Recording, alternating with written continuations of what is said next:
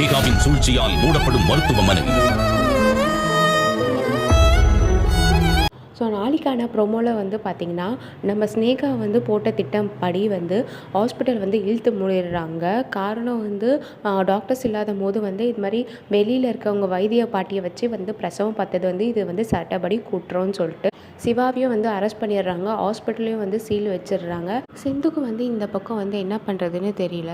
So இன்னொரு பக்கம் வந்து பார்த்திங்கன்னா நம்ம பைரவி டெஸ்ட் கொடுத்தது வந்து ஒரு ரிப்போர்ட்டே வரலன்னு சொல்லிட்டு யோசிச்சுட்டு இருக்காங்க. ஆனால் அங்கேருந்து அமுச்சிட்டாங்க. ஆனால் ஏன் இங்கே வந்து சேரலன்னு சொல்லிட்டு பைரவி என்ன பண்ணுறாங்கன்னா டேரெக்டாக அந்த லேபு மூலயமா காண்டாக்ட் பண்ணி அங்கேயே போய் வந்து அந்த ரிசல்ட்டெல்லாம் தெரிஞ்சுக்கிறாங்க. இது மாதிரி அந்த இடத்துல வந்து விளைச்சல் வந்து விளைவிக்க முடியும்னு சொல்லிட்டு.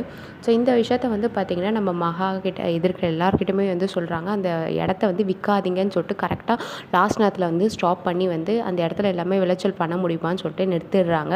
இதனால் வந்து பார்த்திங்கன்னா இசைக்கும் மகாவும் வந்து பைரவி மேலே செம வந்து கோபமும் படுறாங்க. இன்னொரு பக்கம் வந்து பார்த்திங்கன்னா நம்ம பைரவிக்கு வந்து பர்த்டே வரப்போகுது. ஸோ வந்து சர்ப்ரைஸாக வந்து எதுனா பண்ணணும்னு சொல்லிட்டு ஆறுமுகம் வந்து நினைக்கிறாங்க. ஆனால் வந்து பார்த்திங்கன்னா நம்ம பைரவி வந்து பர்த்டே அன்றைக்கி எனக்கு நீ வந்து டிவோர்ஸ் கொடு அப்படின்னு வந்து சொல்ல போகிறாங்க.